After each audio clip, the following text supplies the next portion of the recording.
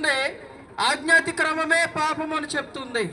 పాపము ఈ లోకములో ఏం జరిగిస్తుందంటే పాపము పరిపక్వమై మరణానికి ఉంటుంది. ప్రియ సహోదరి సహోదరులారా, పాపము ద్వారా నీకు వచ్చే మరణములో నుండి నిన్ను విడిపించడానికి, చనిపోయినటువంటి నిన్ను మళ్ళీ తిరిగి బ్రతికించడానికి యేసు ప్రభు వారు ఈ లోకానికి దిగి వచ్చాడు. ఎందుకో తెలుసా? నీ పాపం నుంచి విడిపించడానికి యేసుక్రీస్తు వారు నీ కొరకు సిలువలో బలిగా అర్పణగా చేయబడ్డాడు. ఆయన మరణించి మృత్యుంజయుడే లేచాడు. కారణం ఏమిటో తెలుసా? పాపములో నుంచి, అనగా చచ్చిపోయిన నిన్ను, చచ్చిన స్థితిలో ఉన్న నిన్ను బ్రతికించడానికి, సజీవునిగా చేయడానికి ప్రభువైన యేసుక్రీస్తు ఈ లోకమునకు వచ్చి నీ కొరకు సిలువలో తన అమూల్యమైన రక్తాన్ని సిందించాడు. యేసు రక్తము నిన్ను స్వస్థపరుస్తుంది. యేసు రక్తము నీ గాయములను కడుతుంది. యేసు రక్తము నీకు విడుదలనిస్తుంది. యేసు రక్తము ప్రతి బలహీనతల నుంచి నీకు విడుదలిస్తుంది. ప్రతి అపవాది క్రియల నుంచి నిన్ను విడిపిస్తుంది. యేసు రక్తము నీవు పరలోక రాజ్యానికి చేరడానికి కారణముగా ఉంది, వారధిగా ఉంది. ప్రియ సహోదరి సహోదరులారా, ఈ సాయంకాల సమయంలో మీకు తెలియజేస్తున్న శుభవార్త అంటే తెలుసా? మరణించిన స్థితిలో ఉన్న నిన్ను బ్రతికించాలని యేసయ్య ఈ లోకానికి వచ్చి నీ కొరకు మరణించి ఆయన తిరిగి లేచాడు. ఆయన తిరిగి లేచడం ద్వారా మరణ ఛాయలో ఉన్న నిన్ను బ్రతికించాడు. ఎందుకు తెలుసా? ఆయనతో కూడా సజీవులు ఉన్నటువంటి దేశంలో, ఆ పరలోక రాజ్యంలో నువ్వు ఉండాలని యేసయ్య నిన్ను ప్రేమించి చచ్చిపోయి నిన్ను బ్రతికించడానికి ఆయన మరణించి తిరిగి లేచాడు.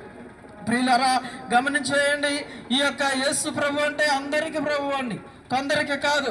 ధనవంతులకు, సామాన్యులకు, లేక వారికి, ఆ ప్రాంతపు వారికి, ఈ ప్రాంత వారికి, ఆ దేశ వారికి, ఈ దేశ వారికి మాత్రమే కాదండి. యేసుక్రీస్తు అంటే అందరికి ప్రభు. ఆయన అందరి నిమిత్తమై ఈ లోకానికి వచ్చాడు. పాపములో ఉన్న ప్రతి వ్యక్తిని, శాపములో ఉన్న ప్రతి వ్యక్తిని, నశించిపోతున్న ప్రతి వ్యక్తిని, నరకములోనికి వెళ్ళబోతున్న ప్రతి వ్యక్తిని కూడా తప్పించి పరలోకానికి చేర్చడానికి యేసు ప్రభు వారి లోకానికి వచ్చాడు. ప్రియ సహోదరి సహోదరులారా, మీకు చాలా విషయాలు తెలియపరుస్తూ ఉన్నాము. గమనం చేయండి. మీకు యేసుక్రీస్తు మార్గాన్ని మీకు ఒక రుచి చూపిస్తూ ఉన్నాం. కానీ మీరు ఇంకా అనేక సంగతులు మీకు తెలియవలసి ఉంది. మీ దగ్గరకు వస్తున్న కరపత్రికలు చదవండి. ఆయన యేసు ప్రభువు మేఘారుడనే వచ్చుచున్నాడనే కరపత్రం మీకు అందించబడుతూ ఉంది. అవును ప్రియ సహోదరి సహోదరులారా, ఒకనొక దినాన ఆ దినము, ఆ గడియ, ఆ సమయము నీకు తెలియదు. ఎప్పుడు వస్తుందో తెలియదు. ఈ రాత్రి వస్తుందో తెలియదు. తెల్లవారు వస్తుందో తెలియదు. ఏ క్షణం వస్తుందో తెలియదు. కానీ ఆయన వచ్చే సమయానికి నువ్వు రక్షించబడిన వ్యక్తిగా, సజీవుడిగా చేయబడాలి. నీ పాపములను ఒప్పుకొని మారు మనసు పొంది, పాపక్షమాపణ పొంది, బాప్తిసం పొందుకొని, పరిశుద్ధాత్మ వరమును పొందుకొని ఆయన కొరకు ఈ తరము వారికి వేరై నువ్వు బ్రతకాలి. అందుకే సుబ్రవారు చెప్తున్నారు, అప్పుడే ఇదిగో ఆయన వచ్చినప్పుడు ఆయనతో ఎత్తబడే వేనుగా నీవు ఉంటావు. ఆ యొక్క ధన్యతను కలిగి ఉండాలనే ఈ ప్రయాస మా ప్రయాస. కాబట్టి ప్రియ సహోదరి సహోదరుల, ఒక్కసారి ఆలోచించండి. ఇదిగో నిన్ను చచ్చిపోవడం ఏంటి? అవును, నువ్వు పాపంలో ఉంటే చచ్చిపోయినట్లే, అపరాధంలో ఉంటే చచ్చిపోయినట్లే. కానీ యేసయ్య నిన్ను ఆ పాపంలోనే చనిపోయనీయకుండా నువ్వు ఆయన సన్నిధిలో, ఆయన నామములో నీ పాపంలో నువ్వు ఒప్పుకుంటే ఇదిగో నీకు గొప్ప రక్షణ కలుగుతుంది.